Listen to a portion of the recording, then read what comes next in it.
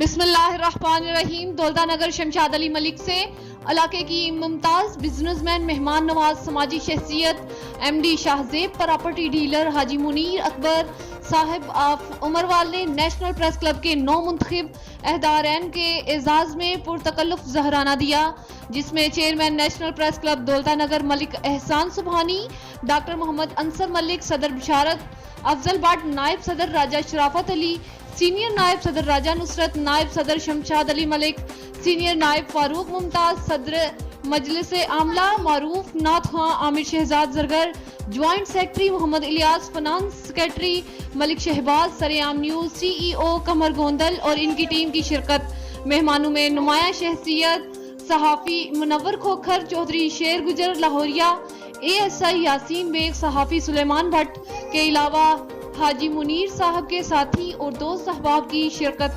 आखिर में तमाम मेहमानों ने मेजबान हाजी मुनीर साहब के लिए नेक ख्वाहिशात का इजहार किया। रिपोर्ट शमशाद अली मलिक, सरेआम न्यूज, गुजरात।